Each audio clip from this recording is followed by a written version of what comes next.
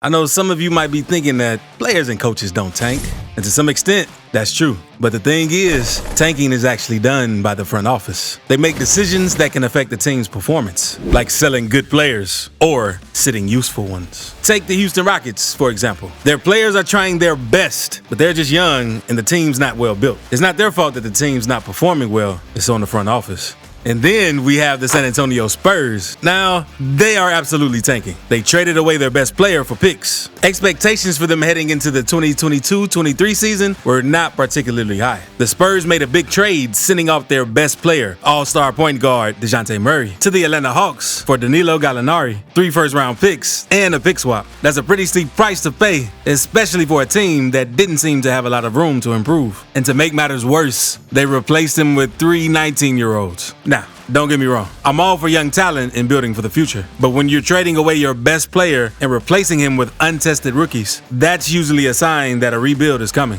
And let's be real, rebuilds are never easy, especially in the ultra-competitive Western Conference. The Spurs also shipped off Jakob Poeltl, and it was a tough pill to swallow for all the Spurs fans out there. Now, Poeltl was undoubtedly one of the best players on the team, and he brought a steady veteran presence to the silver and black. And as if that wasn't enough, the Spurs also said farewell to Richardson, who was another vital piece of the puzzle. You might be thinking, wait, why would the Spurs want to give up a 25-year-old up-and-coming superstar and their 2 other best players to purposefully lengthen their rebuild? Isn't Murray the young franchise cornerstone every team wishes they had? Good questions. The answer is actually quite simple. By trading Murray, Poeltl, and Richardson, the Spurs activated their full-on tank mode and officially entered the Victor Wembanyama sweepstakes. If you're unfamiliar with the name, he's the generational 2023 draft prospect who's been labeled a cross between Giannis Antetokounmpo and Kevin Durant. We'll get to that later. Well, that rebuild is officially in full swing as the Spurs sit at 15-47, the league's second worst record, and they have been on a 16-game losing run.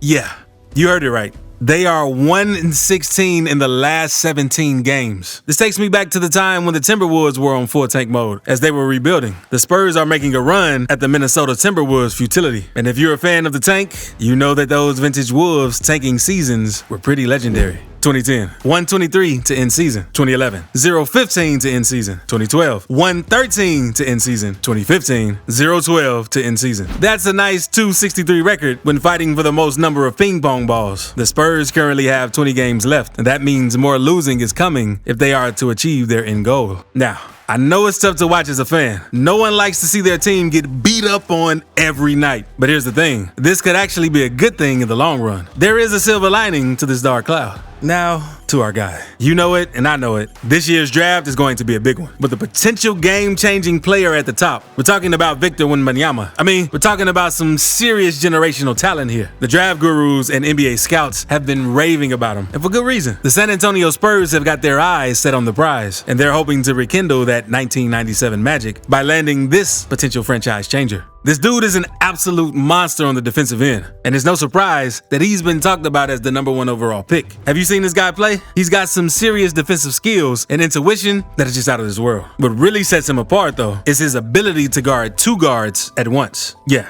You heard that right. He's able to help out his teammate defending in the lane and still manage to block the layup attempt from the other guy. That's some next level stuff right there. Offensively, the tools are there too. Size and athleticism. His ability to move and handle all screams modern NBA player. Wembanyama is bigger than Giannis Antetokounmpo, can shoot over defenders like Kevin Durant, and moves better for his size than Holmgren. He covers ground so quickly, it's actually misleading to watch. It seems like he moves in slow motion because of his length. The ultimate goal, is for example, to acquire Giannis Antetokounmpo's strength, condition, or Kevin Durant skills or something like that, But I don't have one role model. Draft lottery. But the draft lottery is different now. In an effort to stop tanking, the league changed the rules. It used to be that the worst team in the league had a 25% chance of getting the #1 pick. But now, the bottom 3 teams only have a 14% chance. I know, there are some serious NBA prospects in this year's draft, like Brandon Miller, Jarris Walker, and Amen Thompson. But I gotta be honest, losing out on guys like Henderson or Wembanyama after tanking so hard all season would be a huge disappointment for the Spurs. What is going right? Spurs are tanking, yes, but there are some positives to that. They are giving larger roles to some of their young players. You got guys like Jeremy Sohan, Malachi Branham, Trey Jones, Keldon Johnson, and Zach Collins, who are all getting more playing time and a chance to prove themselves. The Spurs are seeing real strides from nearly all of their young guys. One guy in particular who's been standing out is Johnson. He's been taking on the role of lead scorer for the team, averaging an impressive 21.8 points per game, and he's doing it with a hard-nosed, no-fear style of play. He's not afraid to drive to the basket and go through anyone in his way. And that's the kind of toughness you love to see in a young player. Another player who's been catching my eye is Sohan. He's showing some serious versatility as a two-way forward. He's making plays for himself and his teammates on offense, and he's also proving to be a real defensive stopper against some of the league's top scorers. And let's not forget about Branham. He's had a bit of a slow start to the season, but he's really starting to come around in February. He's showing some serious potential as a three-way scorer who could add some much-needed pop to the Spurs' starting five or bench unit. Collins has stepped into the starting role and looked comfortable as ever. Not only that, but he's been improving in almost every statistical category this year. On average, he's putting up 10 points per game, grabbing 6 rebounds, and dishing out 3 assists, while shooting a solid 53% from the field. And get this, he's even hitting 36% of his threes. I know some of y'all might be thinking that Collins might only be a backup big in the long term, but he's proving himself to be a versatile postman that the Spurs can count on to spot start if needed.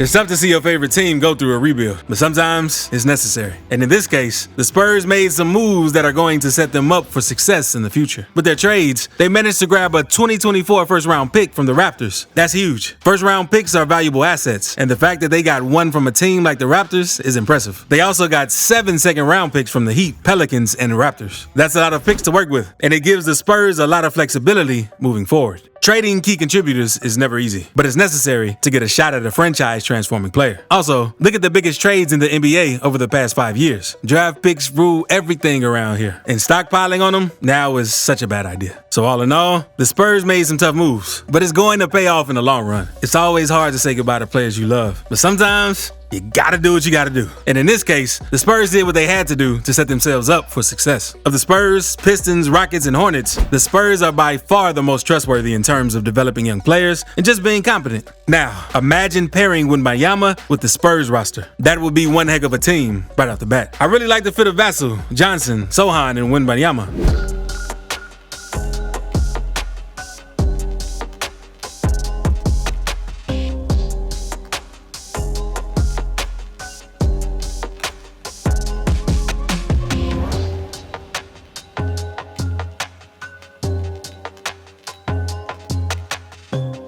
They would just need to find themselves a point guard to really round out the squad. All of us know tanking is a complicated issue, and it's not always clear who's to blame. But one thing's for sure, it's not fair to put all the blame on the players and coaches when the front office is the one making the decisions. So, will the Spurs eventually draft Wemby? Let me know your thoughts on this topic down in the comments below. And as always, don't forget to hit that like and subscribe button for more NBA content. Thanks for watching, and until the next one, take care.